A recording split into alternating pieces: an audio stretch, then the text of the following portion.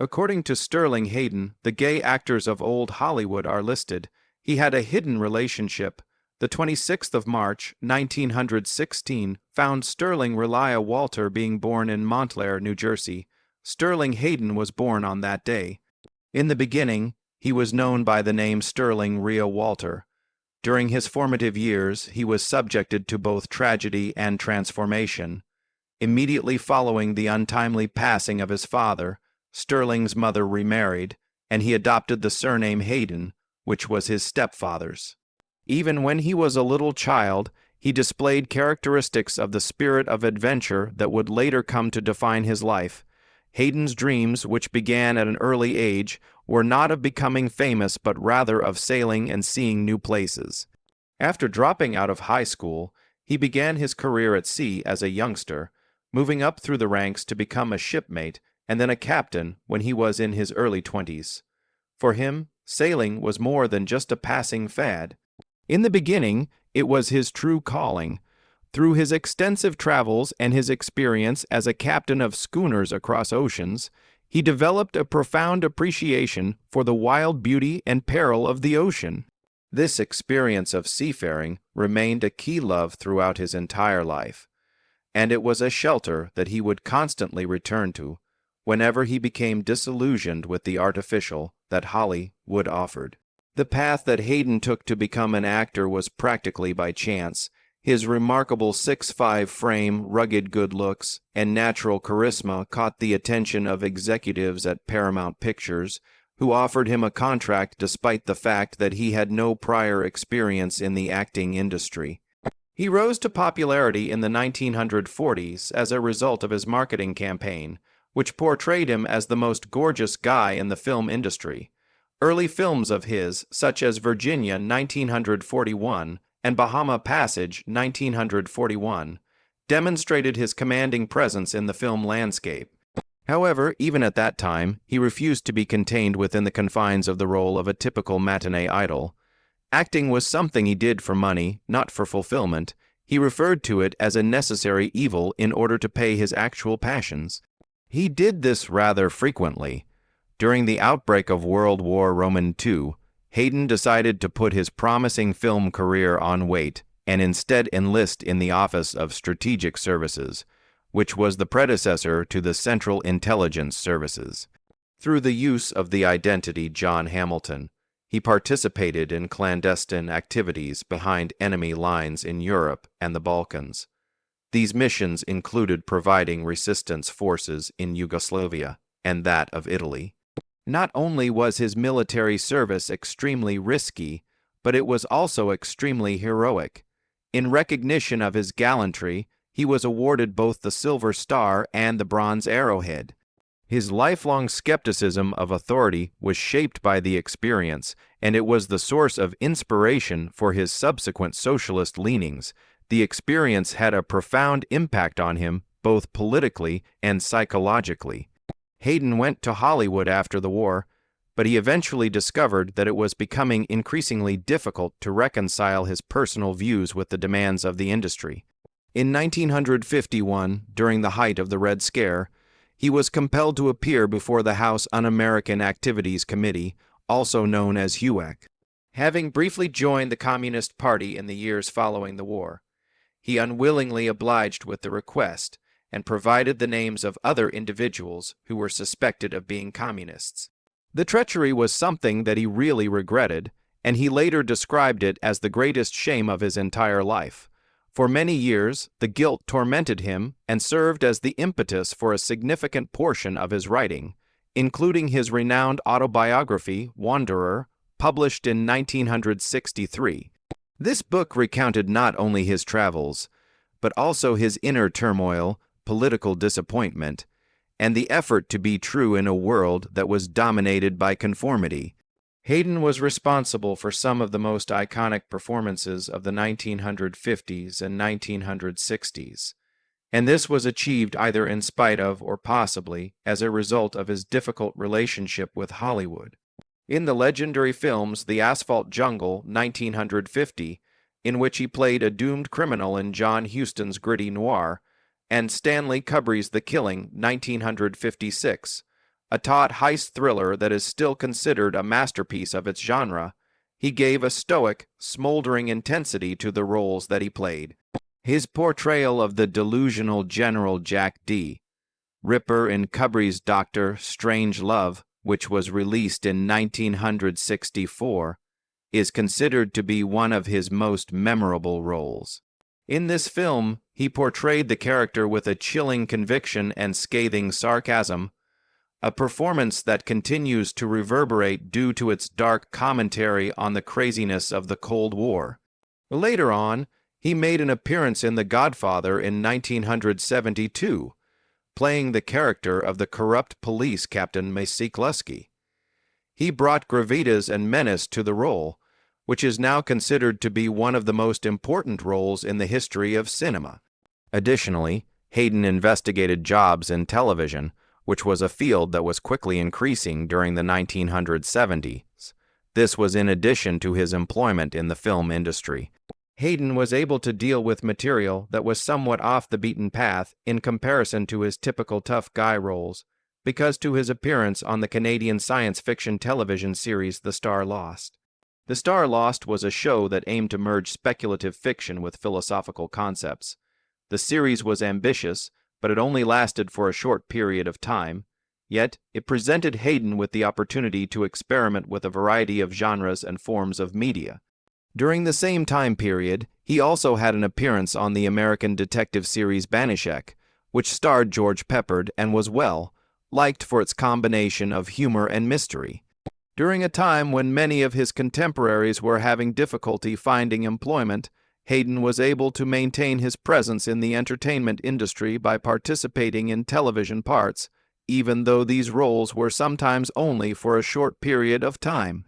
Hayden proceeded to resume his work in feature films throughout the latter half of the 1970s and into the early 1980s, juggling a variety of projects, including both major and smaller movies. He made an appearance in the play King of the Gypsies, which was released in 1978, and explored the life and traditions of a Romani family. This gave him the opportunity to showcase his talent to portray characters with multiple layers of complexity. In the year that followed, he appeared in the film Winter Kills 1979, which was a dark political thriller that was full of mystery and conspiracy. This film was a perfect fit for Hayden's seriousness and contemplative screen image. In the year 1980, he had a starring role in the film The Outsider, which served to further demonstrate his skill for portraying characters who are conflicted and outsiders.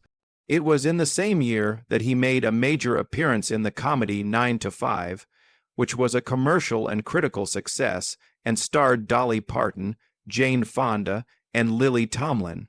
He was able to demonstrate his adaptability and relevance in the ever-changing world of Hollywood with his participation in such a high-profile film, despite the fact that his position was quite minor. Hayden continued his career into 1981, appearing in films such as Venom, a horror thriller that once again demonstrated his ability in addressing a variety of film genres, and Gas, a satirical comedy about a scarcity of gas. He also appeared in the television miniseries The Blue and the Gray, which was a Civil War epic and aired in 1982. This exemplifies Hayden's ongoing popularity as an actor who is capable of portraying powerful and authoritative figures in historical dramas. It is true that Hayden's life was not devoid of controversy, despite the fact that he continued to work professionally. At the Toronto International Airport in 1981, he was taken into custody for possessing several types of hashish. It was a moment that displayed a more defiant and unusual side of the actor, which was in line with his reputation as a man who frequently lived by his own rules. Because of this episode, he received a lot of attention from the media, and it added another dimension to his complicated public character as an iconoclast who challenged the standards of Hollywood. In addition to his work as an actor, Hayden was also a gifted writer, and the literary endeavors he pursued won him not just respect but also financial success in of themselves. This autobiography, The Wanderer, was written by him in 1963. It was an honest and intensely intimate account of his life, profession, and the hardships he faced on the inside. A man who had seen both the glamour of Hollywood and the brutal realities of personal demons was the subject of this book, which received praise for its honesty and vivid writing. It gave readers an intimate insight into the life of the man who had experienced both situations. After more than a decade had passed, in 1976, Hayden published a novel and gave it the title Voyage. It was a work of fiction that drew inspiration from his own experiences at sea and his passion for traveling. In addition to receiving positive reviews from critics, both books were also financially successful, and Hayden once remarked that they had brought him a significant amount of financial gain. But he also bemoaned the fact that a significant portion of these revenues had been forfeited to taxes, which serves as a reminder of the fact that even famous musicians frequently experience financial hardships. In the documentary titled Pharaohs of Chaos, which was released in 1983, the narrative of Sterling Hayden's unusual life was chronicled. An in-depth look at his multifaceted profession, his experiences as a sailor and a wanderer, and his philosophical perspective on life were all presented in this video. It served as a monument to a man who had lived his life in a way that was both daring and distinctive, captivating the imagination of audiences who viewed him as more than simply a Hollywood celebrity, but as a symbol of freedom and nonconformity. However, Hayden's true passion was never in the performing industry. As a result, he continued to be a reluctant star, frequently fleeing Hollywood for the ocean. In Europe, he made the decision to buy a barge and then lived with his family on the canals of France, adopting a bohemian way of life. His novel Voyage, which was published in 1896, was a sprawling maritime epic that represented his profound knowledge of maritime life and history. He was the author of various works, the most notable of which was Voyage. His poetry, much like his life, was filled with a feeling of passionate defiance and truth that was unfiltered. Sterling Hayden was a man of contrasts. He was an actor who shunned popularity, a fellow patriot who was troubled by his own decisions, and a seafarer who found himself stranded in the entertainment industry. His struggles were alcoholism, depression, and feelings of isolation. On the other hand, he exhibited a fiery independence, intellectual honesty, and poetic insight. In addition to being a famous actor, he was also a philosopher who lived in disguise. A contemporary version of Odysseus, looking for meaning beyond the confines of the camera's lens. In the same way that his professional journey was filled with complexity, emotion, and crucial relationships that affected the trajectory of his private world, Sterling Hayden's personal life was also layered with these elements. His first marriage was to Melanie Carroll, a British actress who was a recognized star in both British and American cinema during the 1930s and 1940s. Melanie Carroll was a sophisticated and brilliant performance artist. Carroll, who is renowned for her exquisite beauty and unforgettable performances in films such as Alfred Hitchcock's The 39 Steps, 1935, added an aura of refinement to their marriage. Even though they were married for a very short period of time, the public's attention was drawn to their union because of the notoriety of both of them.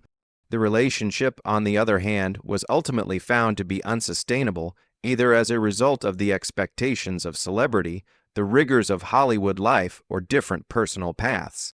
Despite the fact that their marriage ended in divorce, it was a significant turning point in Hayden's early post-war years, when he was transitioning from being a soldier to someone who was an actor. Betty Ann DeNoon, a former actress who would go on to become the mother of 4 of Sterling Hayden's children, became his second wife in 1947. This marriage would prove to be more stable and long-lasting than the first. Their union was characterized by intense emotional intensity and, at times, significant disagreement, and it was characterized by passion, but also by turbulence. Hayden and DeNoon's relationship played out amid the backdrop of post-World War II America, during a time when Hayden was grappling with his own ideological transformations. his controversial involvement with the Communist Party, and his subsequent testimony before the House Un-American Activity Committee, who a decision that haunted him for years together. Hayden and Betty Ann raised 4 children, Christian, Dana, Gretchen, and Matthew, in a households that were not only intellectually stimulating, but also frequently strained due to the weight of Hayden's internal struggles and the weight of his restless spirit because of the load of these things. Hayden, who considered parenthood as one of the few constants in his otherwise volatile existence, was profoundly affected by the fact that the couple finally divorced and their custody battles became harsh and well publicized. Hayden was able to achieve a certain level of stability and a restored sense of domestic tranquility in 1960 when he tied the knot with Catherine Devine McConnell, a lady who remained by his side throughout the entirety of his being. Through the shifting sands of Hayden's latter years, including his maritime adventures, bouts of depression, and his eventual departure from the spotlight in Hollywood, their marriage remained strong and enduring. With Catherine, Hayden was able to have 2 more children, Andrew and David, and he appeared to settle into a more tranquil rhythm of family life. He frequently retreated to his cherished houseboat and then to his residence in Salcedo, California. The emotional footing that Hayden had been looking for a very long time was delivered by Catherine, who is well known for her supporting nature and stable demeanor of character. Hayden passed away in 1986, bringing an end to their marriage that lasted for more than 20 years combined. Hayden was frequently surrounded by his children and grandkids in his later years. Despite the fact that his health was deteriorating, he discovered a sense of serenity inside the very institution of family, which had previously appeared to be elusive during the height of his film career and ideological disputes. Sterling Hayden began to speak more openly about the emotional intricacies of his past in the later years of his life, including areas of his personal life that he had kept secret for a long time due to the prevalent social and professional milieu of old Hollywood.